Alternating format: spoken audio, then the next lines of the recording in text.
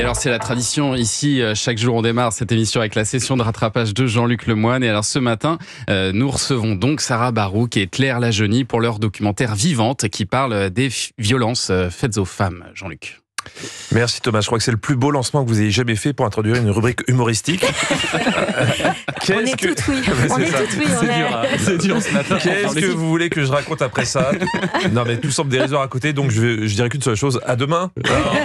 Non, justement, vous le petit prince du dérisoire, qu'avez-vous regardé aujourd'hui? Vous savez si bien me mettre en valeur. Alors aujourd'hui, j'ai regardé Enquête d'action. Voilà, qui, je crois, l'émission qui me remonte le plus le moral. Je le conseille à tout le monde. Est-ce que vous avez déjà regardé, mesdames, Enquête d'action? Oui. C'est un bonheur, ça. W9. C'est un classique, c'est un classique. Moi, quand je vais pas bien, je regarde Enquête d'action. Ouais. Je vois qu'il y a des gens qui vont plus mal que moi et hop, ça va mieux. Donc aujourd'hui, dans la série, les émissions qui donnent confiance dans la nature humaine. Bonsoir à toutes et à tous. Ce soir, dans Enquête d'action, nous allons nous intéresser aux victimes d'arnaques, de logements squattés et d'escroqueries en tout genre. Vous sentez le bonheur arriver là? Avant, pour te faire arnaquer, t'étais obligé de te déplacer. Maintenant, on te livre à domicile. On vit pas une belle époque quand même. Ah ouais. Mais depuis 48 heures, la quiétude des riverains est troublée par un mystérieux escroc. Un homme, déguisé en facteur, détrousse les personnes âgées à leur domicile. Oui, Thomas, vous avez supprimé. Il y a des escrocs qui se déguisent en facteurs. Alors, petit conseil pour différencier un vrai facteur d'infos. Un faux facteur, il sonne à votre porte. Le vrai, il laisse un avis de passage. C'est très juste. Bonne distinction. Et comme le dit Marie-Ange Casalta, les arnaqueurs n'ont aucun scrupule à abuser de la faiblesse de certains pour leur soutirer des sommes considérables. Faut reconnaître qu'elle sait faire envie à Marie-Ange. La promesse est forte, on se dit que les gens se sont fait escroquer de dizaines de milliers d'euros. L'escroc déroule son scénario et explique que pour remettre le courrier, il facture des frais de livraison 50 centimes. 50 centimes. Ah oui. Waouh. C'est le Madoff de chez Wish. Le Spaggiari de chez Lidl. Bon, en fait, non. Je vous explique. Lui, il demande la carte bleue pour 50 centimes à une petite vieille. Et après, il a un plan machiavélique pour conserver la carte. Il part en courant. Ah oui. Là, on est sur un génie du crime. C'est un super plan. Heureusement que la brave petite dame a eu le temps de bien voir son agresseur. Là, on est d'accord qu'il s'agissait d'un homme, d'accord? Vous pouvez me donner une description un peu plus précise? Un rond. Ouais. Rond. Voilà. Si tu écoutes son témoignage, la dame s'est fait attaquer par un emoji.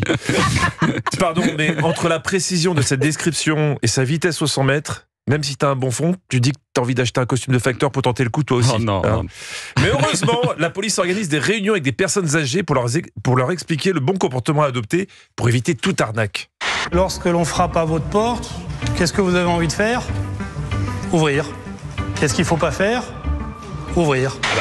On va pas rester enfermé. Je veux bien, mais à ce moment-là, ça ne sert plus à rien d'avoir une porte. Franchement, autant emmurer les vieux directs. Après, ça raconte quand même un véritable phénomène de société. C'est la grande arnaque du moment. Le vol par fausse qualité.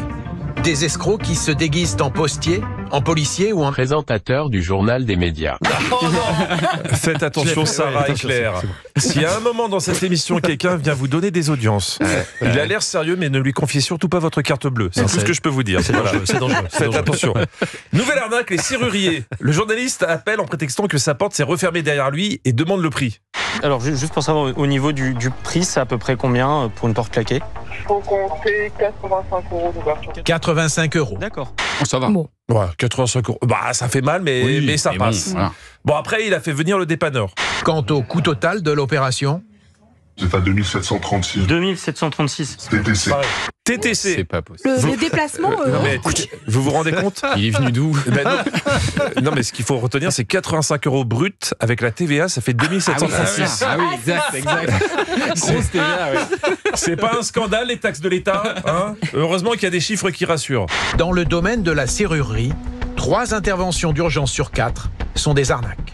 Finalement, c'est la police qui avait raison. Pour éviter les arnaques à domicile, enlevons les portes. C'est tout ce que j'ai retenu. À demain. Bien sûr. Merci de ces conseils, Jean-Luc Lemoyne. Précieux conseils ce matin, Jean-Luc. Important. On vous retrouve demain. D'ici là, en replay sur europe1.fr.